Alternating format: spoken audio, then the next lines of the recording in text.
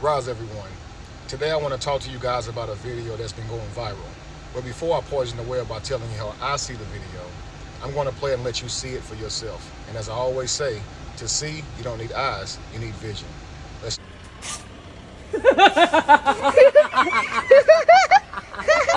What did you do?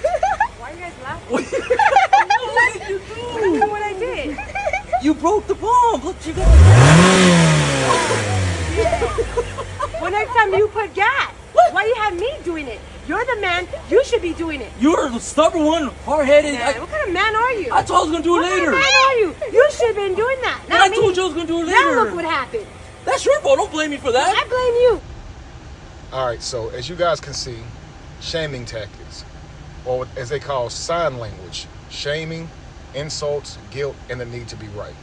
The deflection was, why didn't you put gas in my car? The shaming was, and you, what kind of man are you? And the need to be right, blame game, I blame you, it's your fault, not mine, right?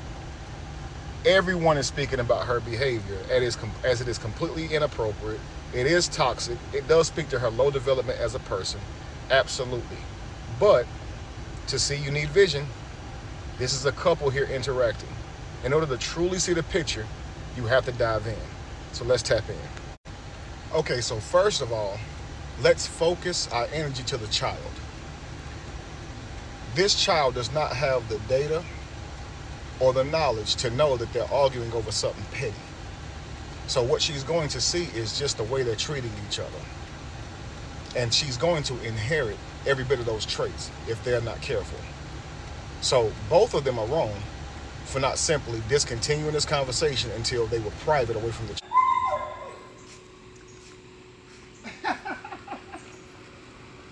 Yo, what did you do? What you mean? You got the pump still in the car. Oh my God. Can we talk in the house?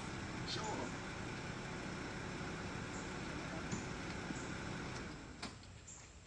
Mayana, can you go in your room and play with your toys while me and Dad talk?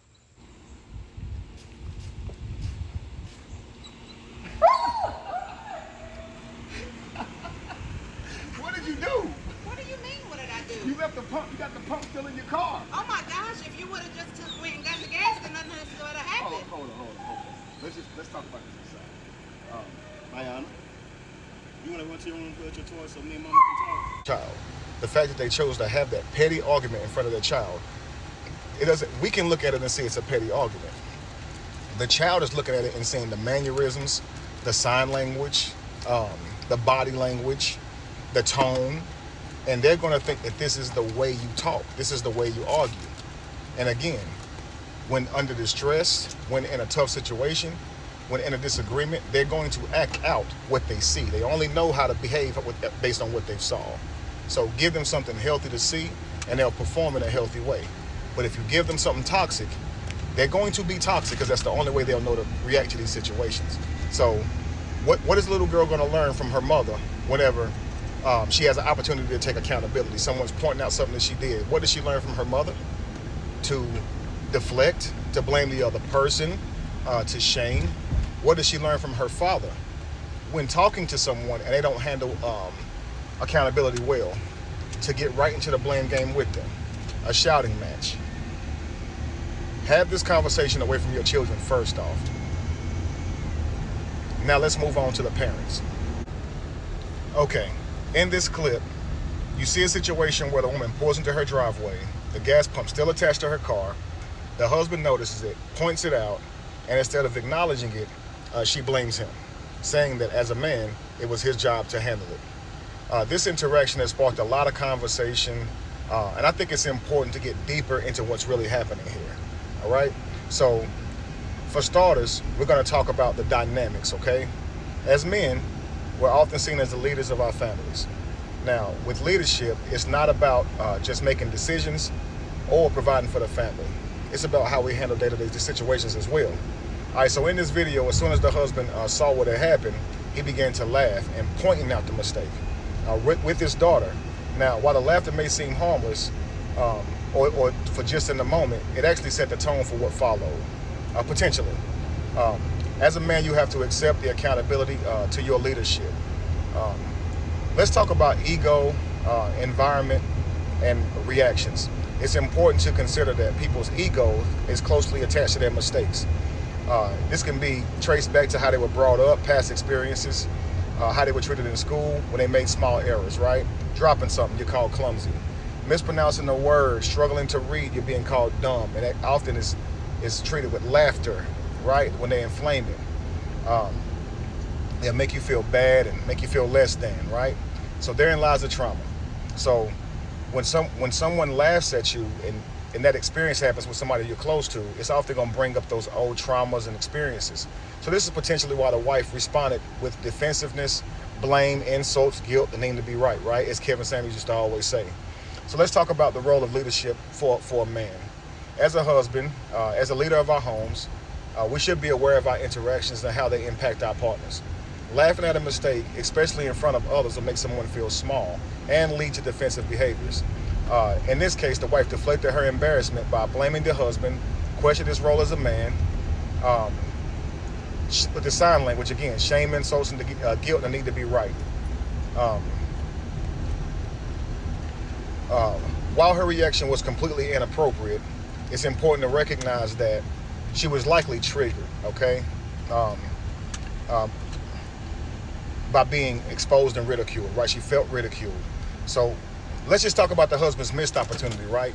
His reaction after the wife begins shifting blame. Instead of recognizing that her responses was driven by embarrassment, he gets caught up in the blame game. This is a missed opportunity to de-escalate the situations by responding with "This your fault." He only fueled the fire when he could have taken a different approach to de-escalate the situation.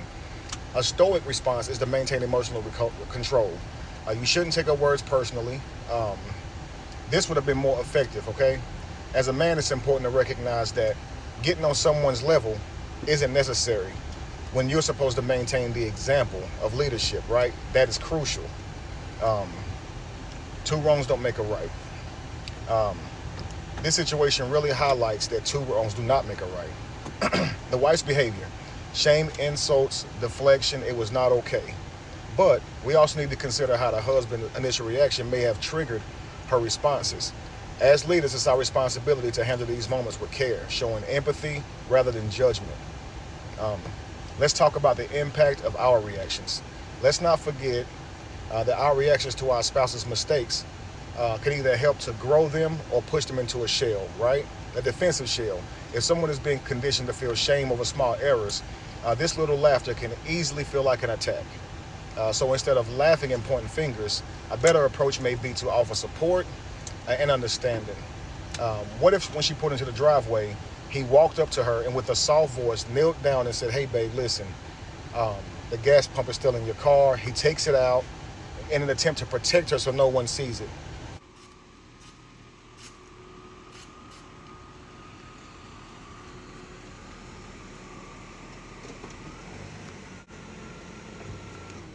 "Hey babe, listen, don't panic now, okay? You left the pump in the car. You ripped the pump out of the thing. It's okay. God. I'm so embarrassed. No. I'm so embarrassed. Anybody can make that mistake. It's okay. Just make sure you be careful. That's it, okay? It's the whole pump. It's okay. You know, normally I take care of it for you. You rarely do it, so just, it happens. But I'll take care of it. Don't worry about it, okay? Don't be hard on yourself. It's okay." Maybe her response would have been differently, okay? Because now it's not laughing at her. The daughter's not laughing at her. You understand? But either way, here's the conclusion. At the end of the day, our goal as husbands and leaders is to build our families, not tear them down. That means being mindful of how we react to our spouse's mistakes, recognizing the potential impact of your words and actions. As a leader, your words impact more than you'll ever know, and probably more than she'll ever tell you. So let's lead with empathy, understanding, and the intention to strengthen your relationship. Not just in the big moments, but in the small ones too. Remember, stoicism in these situations is not about emotions. It's about maintaining control of yourself and setting the right example, especially when it would be easy to get caught up in an argument, and border to get caught up in an argument. Think about this, family. You can understand how she felt embarrassed, right? how she felt dumb, belittled, and everything by his response. She's already looked back there and saw the tank. You see her press the gas in shock. But it's not like they're arguing over disrespect. So there shouldn't have been a back and forth over whose fault it was, especially in front of their child. Now the child's witnessing the mother blame the father and question his manhood and shame him. And she's witnessing her father blame the mother as well. This is only teaching her how to act and how to respond. Do not put this argument on in front of your child. It's not that important. You can have this conversation later. So the incessant need to be right on both of them turned into an argument that escalated in front of their child. Don't try and win every situation as a man or a woman. Consider your partner's feelings. Consider the best way to resolve the situation or confront the situation so it can lead to harmony. You don't want small disagreements like that to result in your child witnessing bad behavior on both of you guys, because they're only going to learn from it, right? Now your partner's walking on eggshells, afraid of being belittled and laughed at again, afraid to make a mistake, and this can also lead to them making even more mistakes, right? So as a husband, as a man, consider this: you're a builder, not a destroyer. Always seek to build your partner. If something's funny, hold back that laugh, because your laugh could make them feel belittled, right? I'm not justifying her behavior. She was absolutely wrong in how she responded. But so was he, family, okay? She didn't have much of an opportunity to handle this in a great way because he's laughing. So could some other woman not respond in that way? Absolutely. But as a man, you still have to consider your contribution, which I think it was the catalyst to this situation, all right? Let me know your thoughts. Peace, family. Mayana, I want you to do some acting for me. Look at what this girl is doing. Now watch the little girl.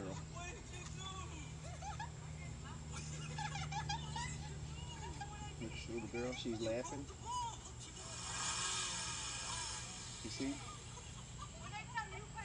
So look, Mama's gonna drive. Yep. I mean, Grandma's gonna drive Mama's car, and we're gonna act this out. And I want when Grandma pulled down, I want me and you to point at her car and start laughing. Can you do that? Let's try it right now. Let's point at the car and laugh.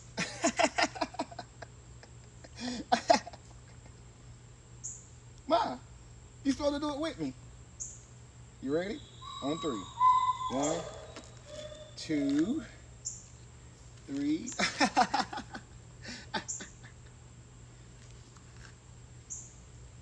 Did you forget how to laugh? Do you know how to fake laugh? Do you know how to laugh when something's not funny? Huh?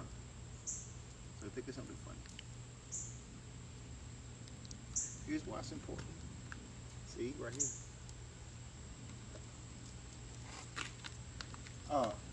Here's why it's important. You see right here,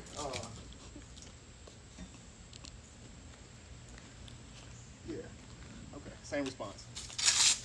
We're gonna try this anyway. She's probably just a little shy. But yeah, we're good. We'll try it anyway.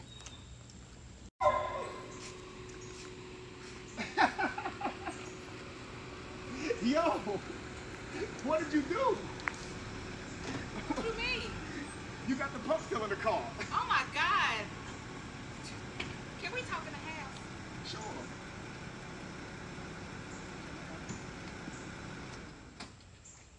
Mayana, can you go in your room and play with your toys while me and Dad talk?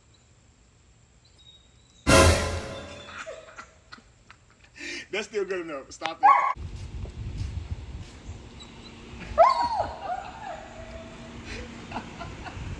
What did you do? What do you mean, what did I do? You left the pump. You got the pump still in your car. Oh my gosh, if you would have just went and got the gas, then nothing would have happened. Hold on.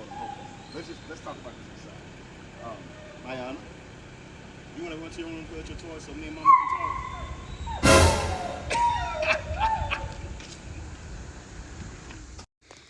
This girl did not want to do no acting today. My, you are hilarious. You funny. Rarely do it, so just, it happens. But I'll take care of it. Don't worry about it, okay? Don't be hard on yourself. It's okay.